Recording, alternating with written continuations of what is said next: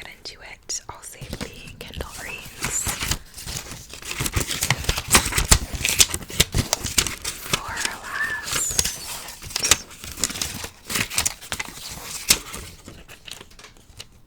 Not one of the post-its falling off. Okay, so the last book that I finished in the month was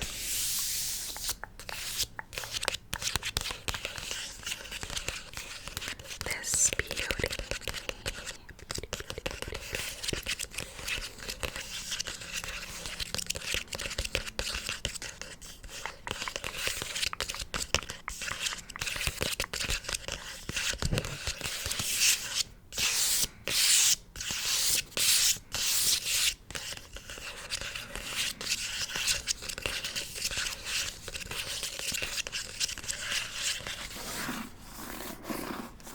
Which is Legendborn.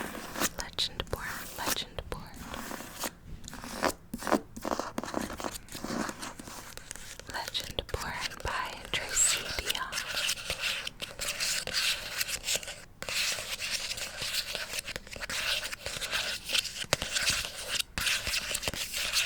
I love the sound of this book.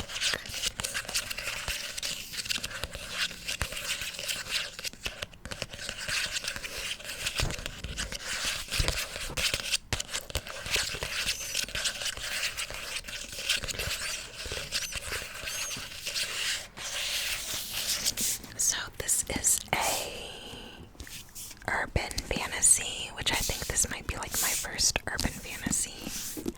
Usually I read like high fantasies where it's like very different worlds, different like mystical makeup, etc. But this is an urban fantasy, so it's like set in our worlds with like the general rules of how our world is. It's set in our world, but there's like powers uncovered, you know, so it's like that type of thing, which is different than the fantasies that I normally read.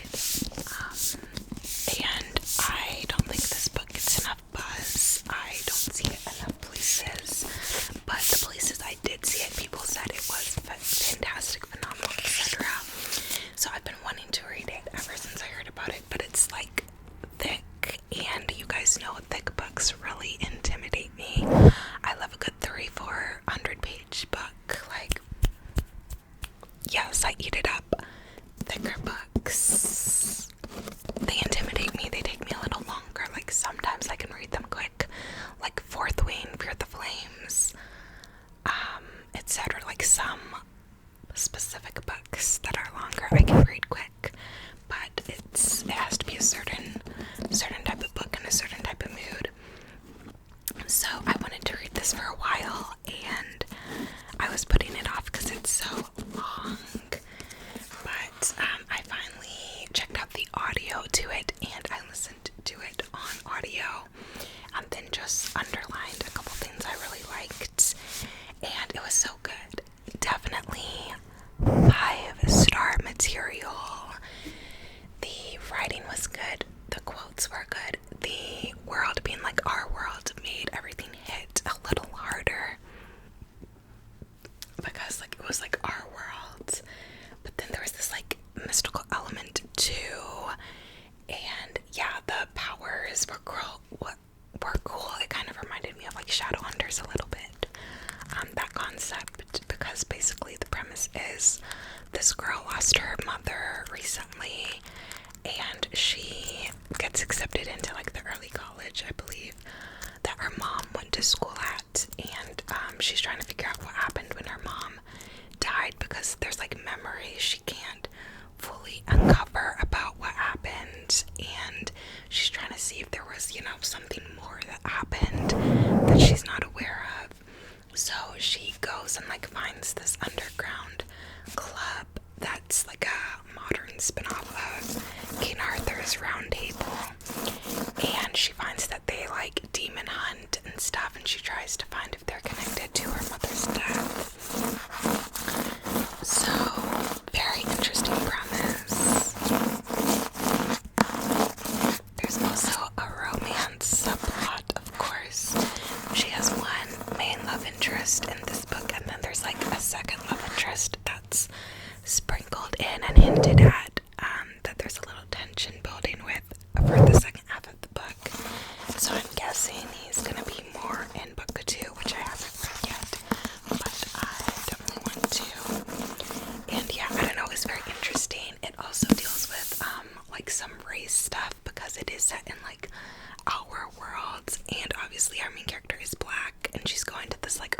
college.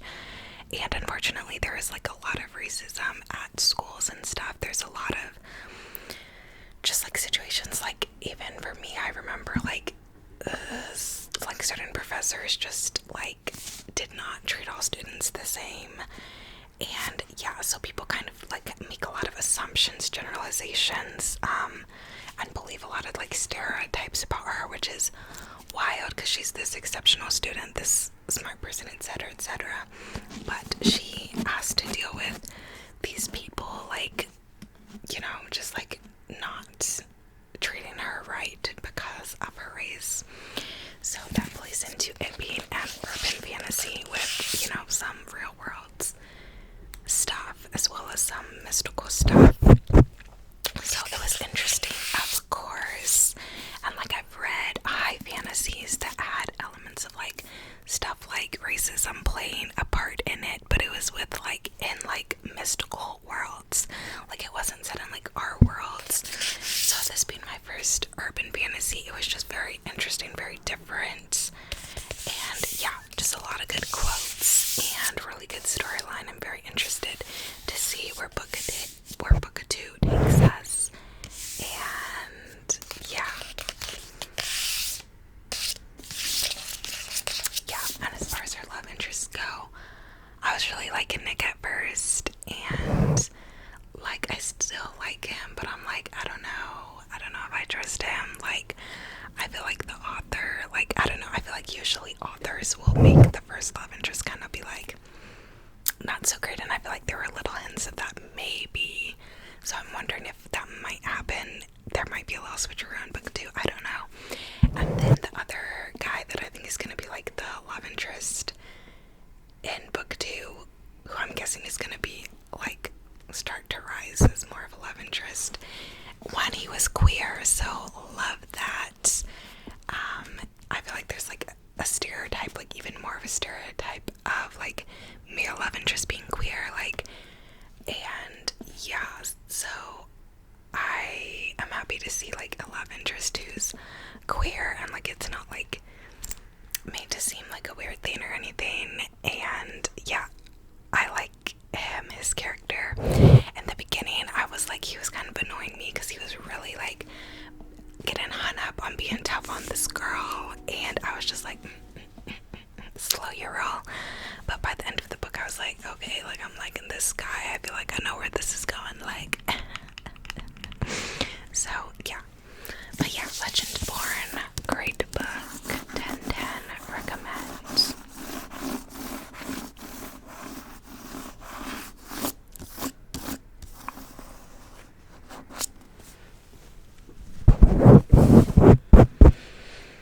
Then second to last in the month, I finished Vengeful, which is the second book in the Villains duology by V.E. Schwab.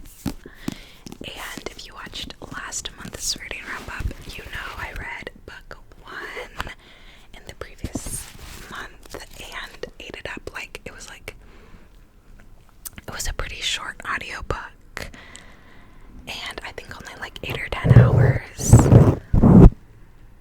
and I finished it in a day, like while at work.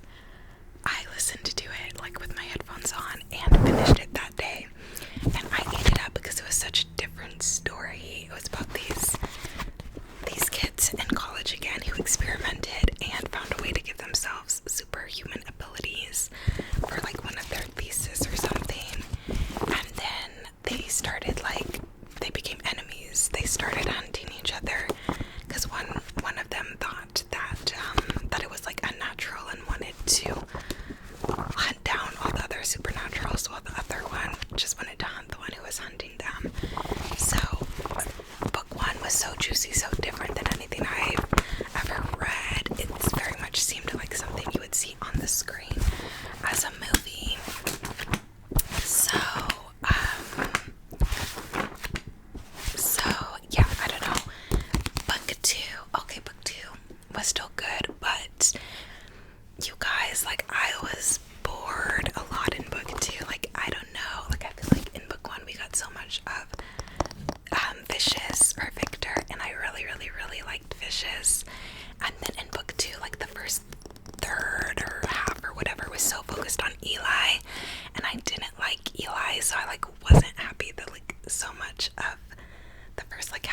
was focused on Eli because he's like not my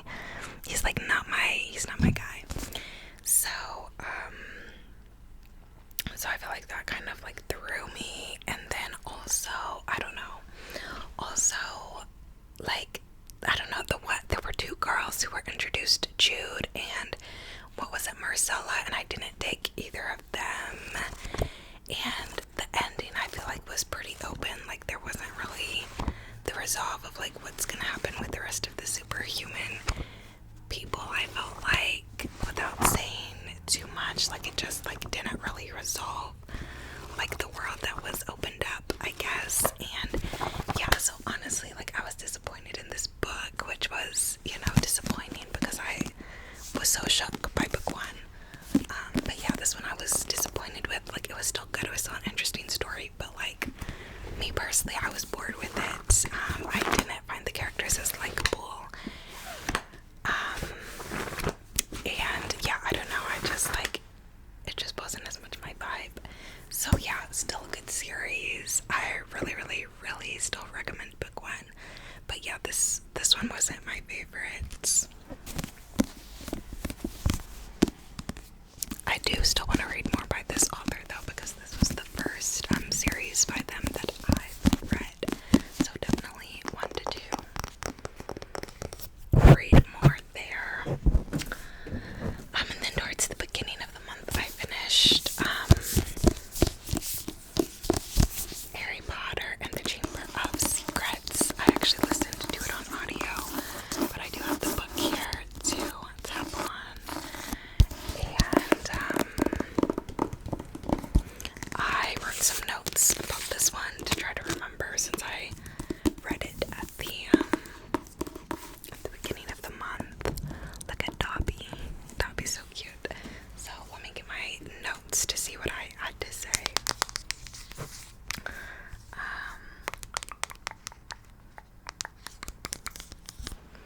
Okay, so I noted that I really felt bad for Myrtle's character.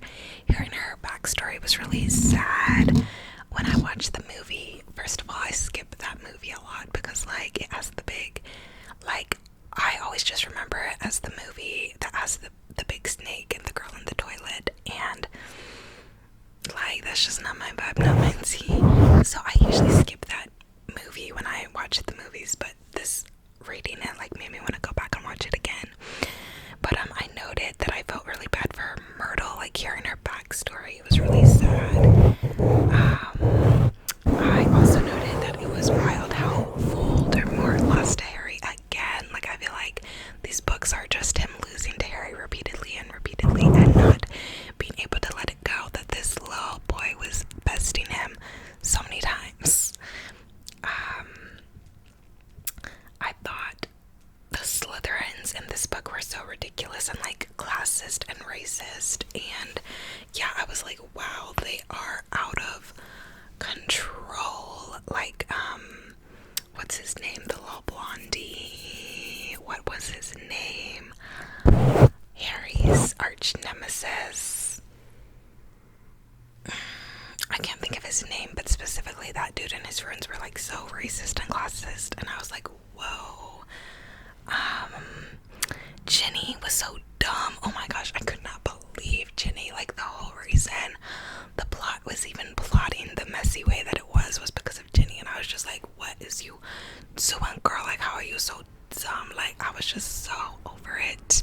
Though I know if you're actually like in her shoes in a mystical world, and there's this magical book, and you might just think that it gives you all the answers or whatnot, so like, I guess you probably wouldn't actually know what you know. Like, looking in from a reader, it'd probably be different if you're like in that position as like a little girl like she was. But yeah, I was so annoyed with Ginny. I was like, oh my gosh, girl. And also, I don't like Ginny I don't dislike her, but I just don't really like her in the movies. I shipped Harry with Hermione in the movies, actually. I thought they had a sweeter thing going than Ron. I felt like Ron was just a jerk to her based on the movies. I don't know in the books. But so I already know I don't really ship them from the movies. So like, seeing like Ginny acting a fool over Harry in the books just has me like come on girl, be serious. So yeah, I was confused as to why Hermione didn't tell them her theory before she got petrified. Like, Hermione's my girl, but she was acting a little dumb there. And yeah, I thought Voldemort as Tom would be interesting to see more of. And I thought Dobby was so sweet and messy, and yay for him being buried. Good looking out on Harry's part for that. And yeah, finally seeing why what was his name, Hagrid, why Hagrid was interesting, because I guess I never paid attention if that was told in the movie, or maybe it's because I skipped that movie, but I never, like, when I was reading the book one, I was like, why was he expelled again? I didn't remember, so it was cool to finally see the background for that.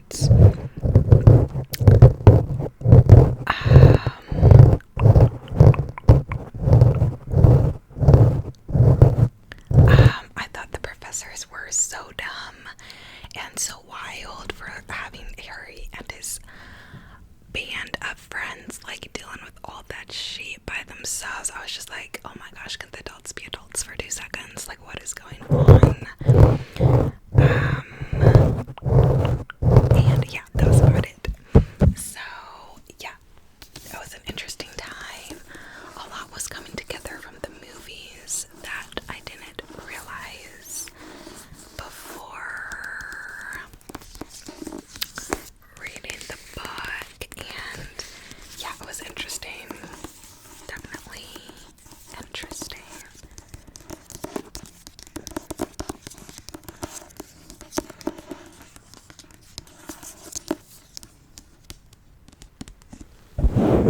And then the last of the physical books I have to hold up before we get into the Kindle reads is A Court of Mist and Fury, or Acomaf, from the Akatar series.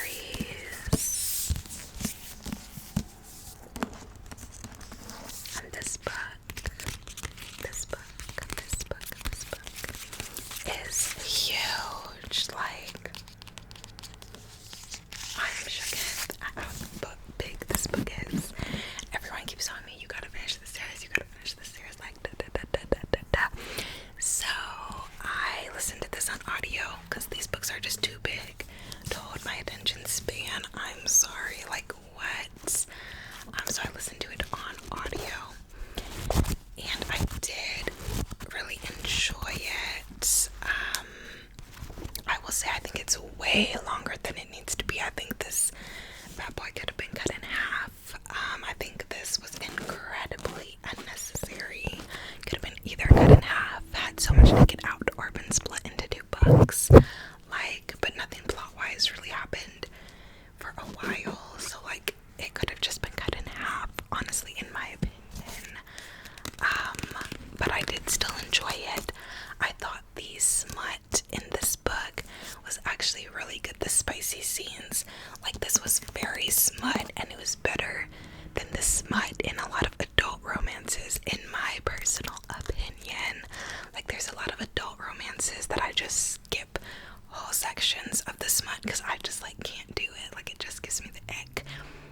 In this book, it was actually really good. Like, it was written really good to the part where it wasn't like super cringy or icky. Like, it was just done so good. I was like, oh my gosh, how is smut between this like this fae dude and our girl like better than smut in like normal romances?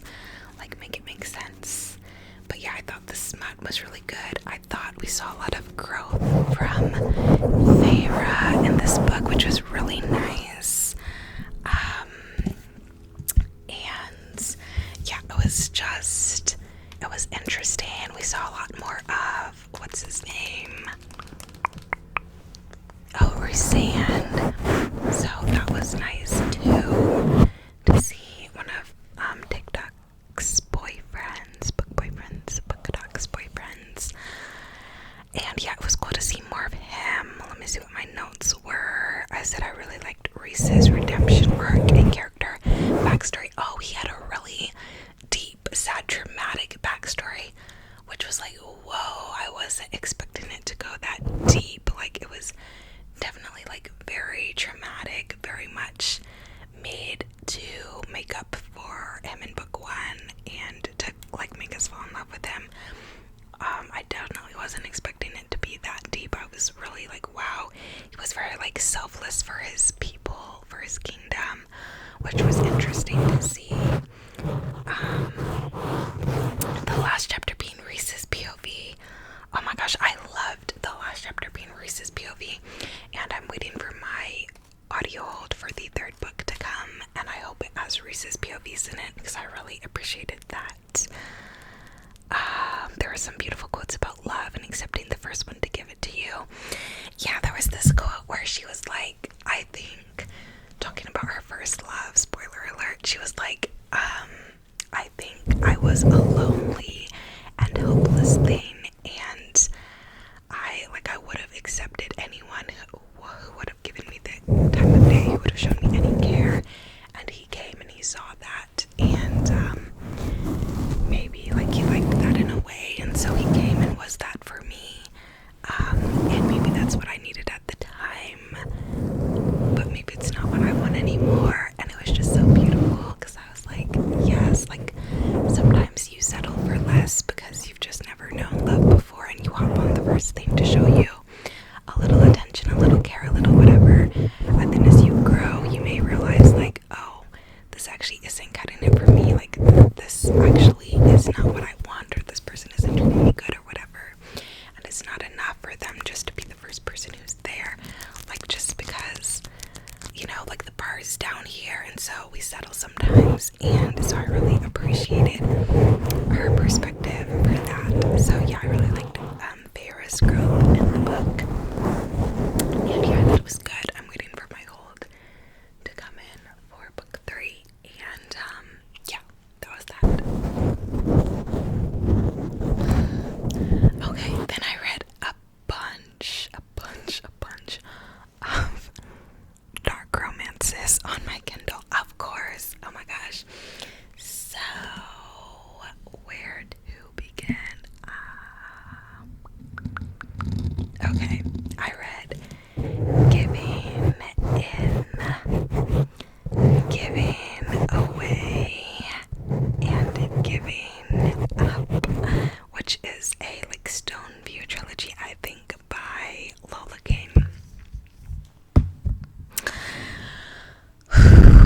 And let me just tell you, Lola Kane writes very dark romances, like disturbingly dark romances. And I read one of her dark romances back in July, and I was like traumatized. I did not realize that the book was going to be like that. I didn't realize that the triggers were going to be like that. I was just like, oh my gosh, and that was like the first dark romance I read. And I was so shook that I didn't even talk about it in my reading wrap-up that month, because I was just like, I didn't even want to talk about it. I was like, oh my gosh, like I was so not here for it. But her books, have been like being recommended to me on Kindle Unlimited since I've been reading other dark romances and enjoying other dark romances, which I'm more into the like star-crossed lovers, dark romances, Romeo and Juliet, dark romances, mafia, dark romances, etc. But so her books kept getting recommended to me, so I was like, you know what, I will give it another shot. Okay, so for reference, the one I read in July that was like so disturbing and that I was like traumatized from was called Beautiful Fiend, and I read it because I saw some out of context quote from it on Instagram, and I thought, oh, like that seems nice, like da da da da da. Went into it, looked at the trigger list, and didn't even know what the trigger list meant, because it's all like abbreviated so that their books can be on Kindle Unlimited, so I didn't even know what the things meant, and so I was like, oh, it's just probably fine, and read it, and it was not fine. I was like, oh my gosh. So that was the first book that I read by her. So then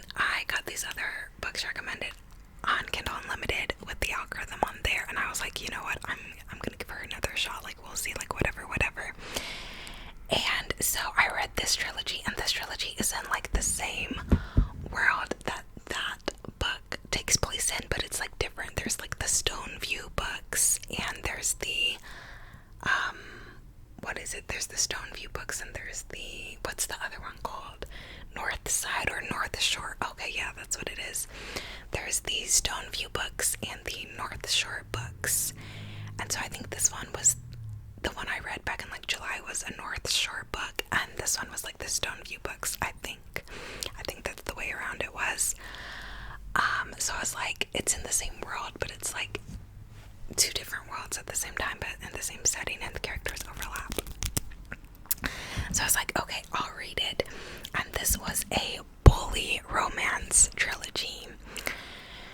And I liked parts of the series, but I also had issues with it because this is like a dark romance, but it was set in high school, and I just feel like dark romances as a rule should take place like with the characters being like 18 plus for one, because I'm like, why are we getting these like smutty scenes with these characters who are supposedly in high school, who are experiencing this like bully romance with certain triggers? Like, I was just like, absolutely not. Like, ain't no way this girl is going through this in high school. Like, absolutely not. Like, I was really not vibing with that, first of all. So that's one issue I took with the series. But also I could not stand the male main love interest. And yes, I did read all 3 books because the plot was interesting. The plot was crazy. And the author does put in like some pretty quotes here and there. But oh my gosh, he was insufferable. Like, the way he treated this girl was honestly like disgusting. And I was just like so done with him. And there's actually a love triangle that happens in the book where this like older love interest gets introduced to, which again, the only problem then with that was she was still in high school and this man was like 21 or something. So she's like 17. This new love interest is like 21. So I was like, oh great, like here we go. Like now there's this in the book. And this new love interest that was introduced for the love triangle actually treated her so much better than her bully, who was the main love interest throughout the book. So we get the dual POV with. But he was like 21, and yeah, it was just a whole thing. And then it turned out he had history with the guy she was seeing, and then she was like seeing both of them at one point, and one of them was like, oh, we could share, and the other one was like super possessive and was like, absolutely not, like we cannot. And they were both like involved in gangs in different ways, and she had a long lost brother that she was trying to find out what happened to, who was believed to be dead after he was shot by this like gang member, but she thought he was still out there. And then this gang was watching her, and it was just like a wild story. Her love interest's twin was involved with this other gang dude, and oh my gosh, the plot was like so crazy, so interesting that like I just skipped most of the smut scenes, which were terrible in my opinion, and tried to follow along the plot with the plot as best I could, because it was insane how much was going on with like all the different games. Like it was just insane how much was going on. It was wild and crazy. So I read those 3 books, and yeah, they all end on like a cliffhanger. I thought they could have combined the first 2 books into one and just took out half the smut. And yeah, I don't know, it was interesting. I thought the character Nate, who's the second dude in the love triangle, deserved better. I felt like he deserved better than all of them. Like, he really didn't deserve the way they did him. They did him so dirty. And the author said that she's gonna write a book like following him in the future. So when that comes out, I will be reading, and I hope she doesn't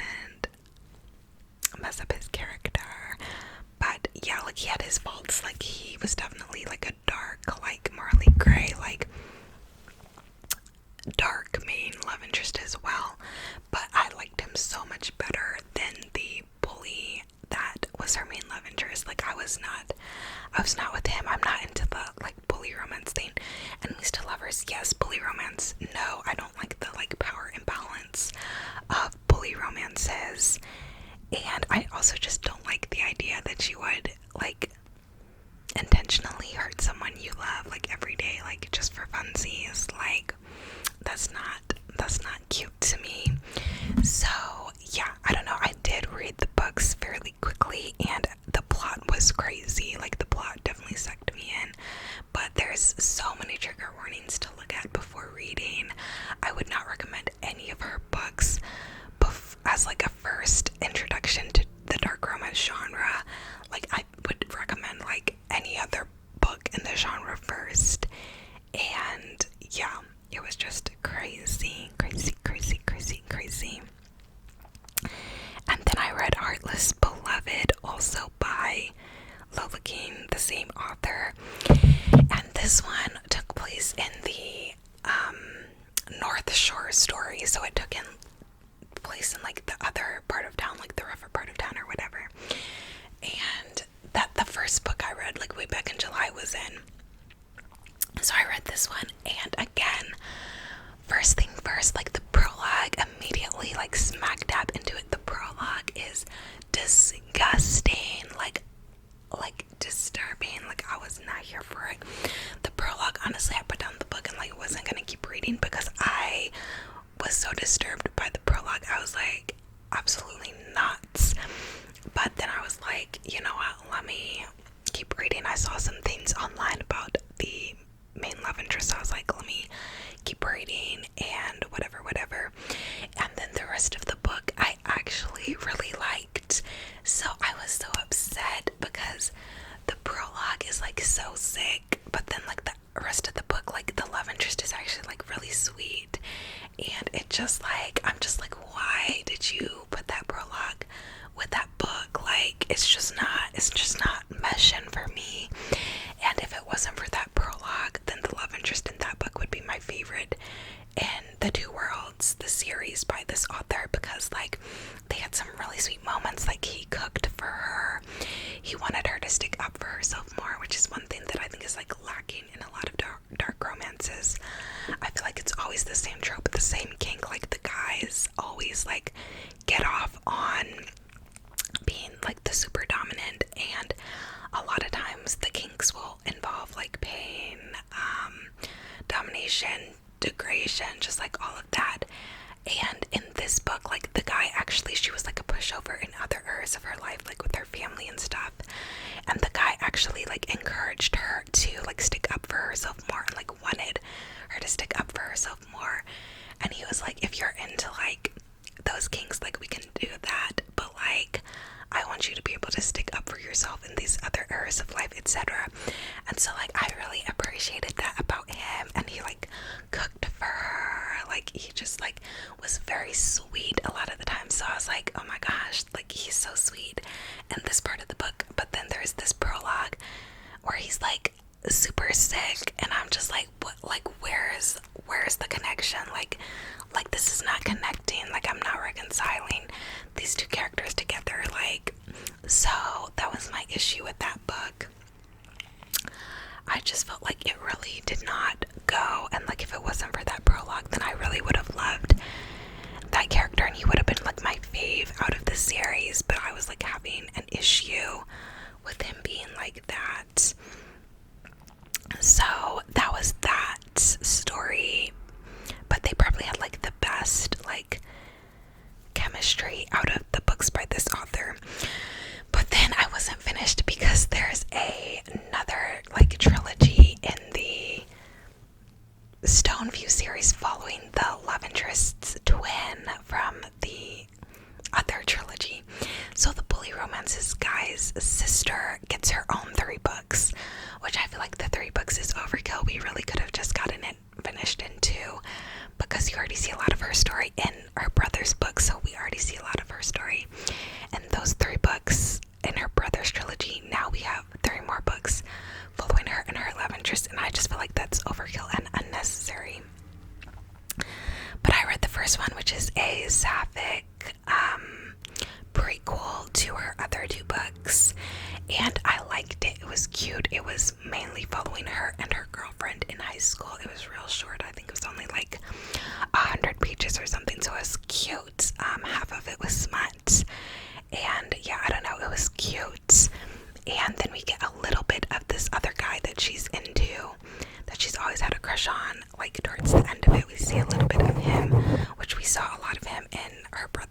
as well.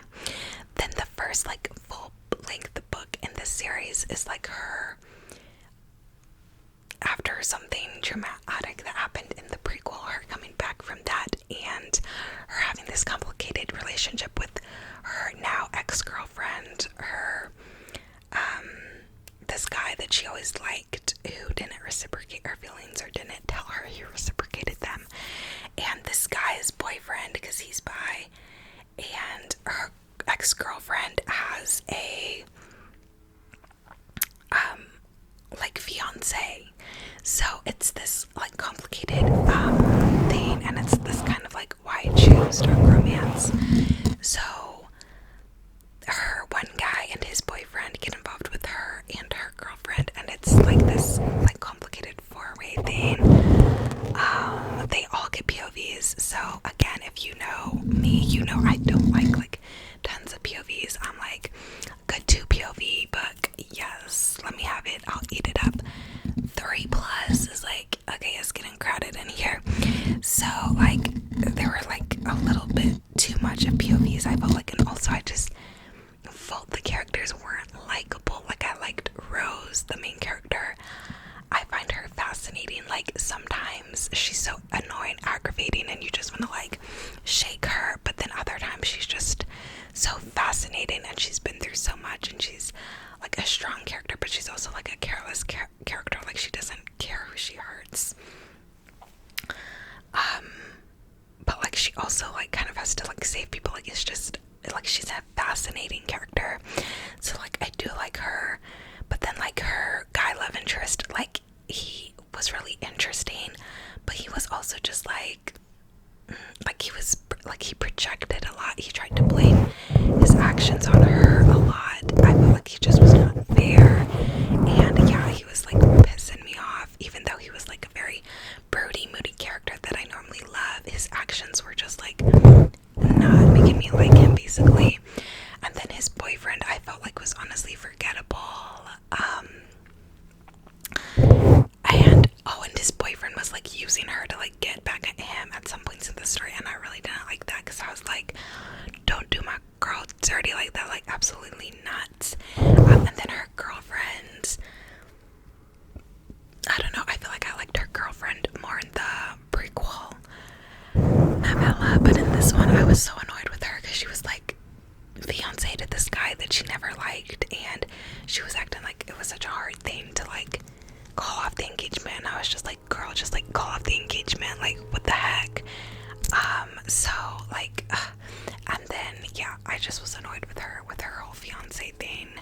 And then also I felt like she wasn't supportive of Rose either. So I felt like Rose had all these people who were like obsessed with her and like kind of like objectifying her and like only appreciating her like sexually, but like none of them I felt like were actually in her corner. I felt like all of them were just like using her for their gain.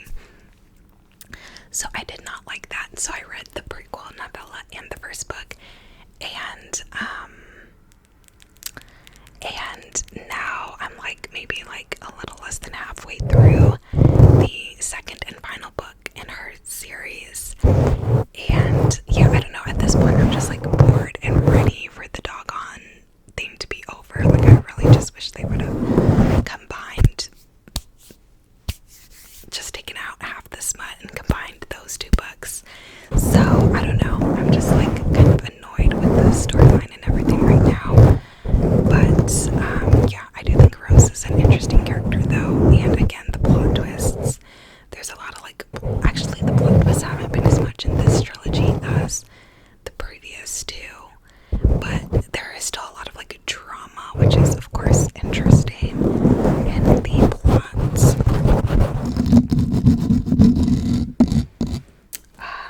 And let's see, Heartless Beloved, Giving Away, Giving Up, Giving In.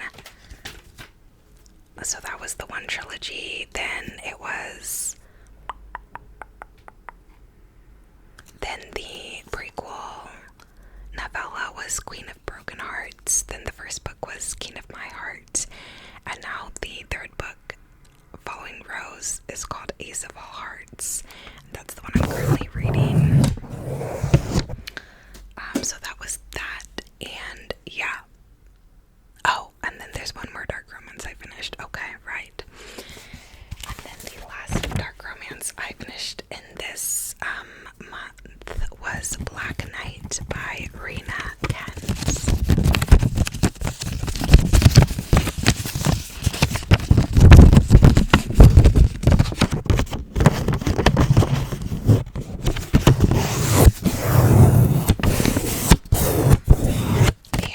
this was an interesting little dark romance. I kept getting Rina Kent's books recommended to me too by Kindle Unlimited.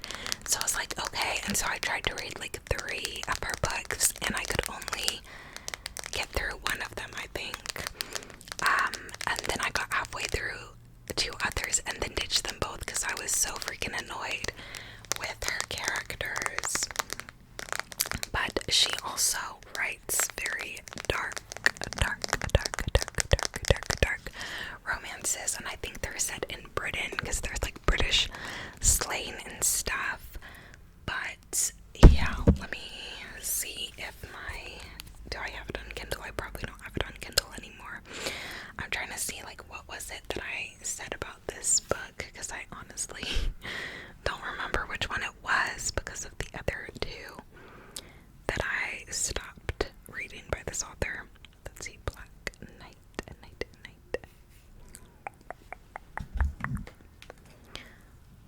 Why do I have that theme song stuck in my head that's like clean and clear, under control?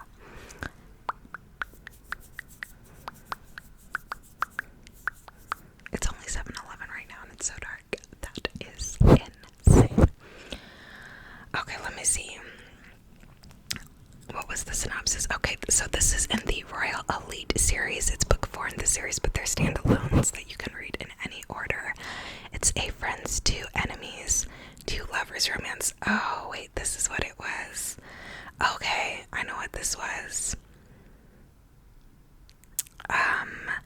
He was my best friend, now he's my worst enemy. Okay, so this follows Kimberly and Xander, and Kimberly is a girl, and she's sweet, she's nice, she's whatever. She lives next door to this guy, Xander, and Xander bullies Kimberly at school. And when they were young, they were besties, they were super tight, and they like had crushes on each other. They were besties, they were inseparable, whatever. And then one day, like, Kimberly plays a prank on him and is like, go find my dog or cat or whatever outside.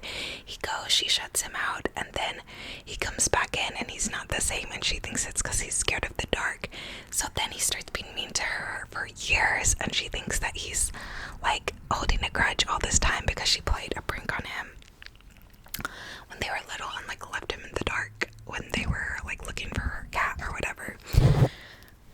That's not what it is. We found out later in the book what it actually is, which we won't get into. But yeah, this book had 2 tropes that I hate. One, bully romance. Obviously he's like bullying this girl at school like heavy, and Kimberly is going through it. Her mom is very abusive to her. Her mom like has her on all this weight loss stuff and is abusive and tells her that if she doesn't get to a certain weight that she won't be able to take her sibling with her when she goes to college, because she does not want to leave her sibling with her abusive mother.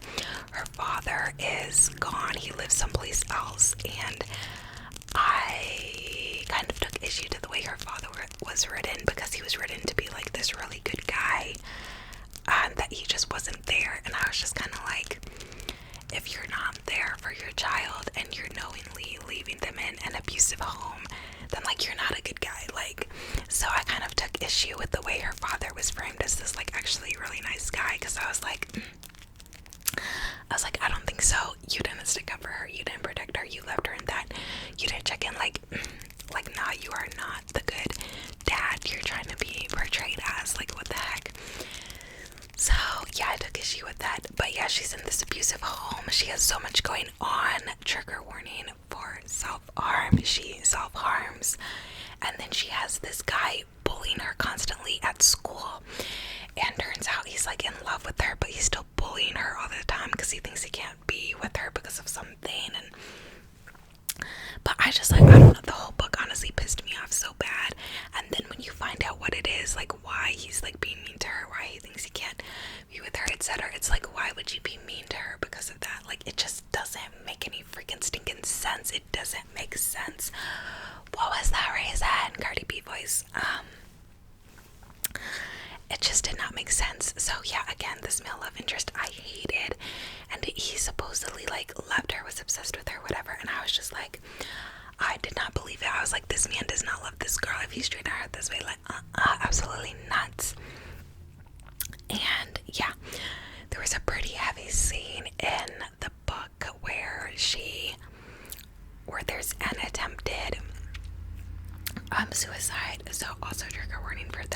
was just like a lot of like heavy material in the book, and I just could not get over that like homegirl was going through so much, and that her main male love interest was consistently like making her life so much worse, and we were supposed to ship them. Like,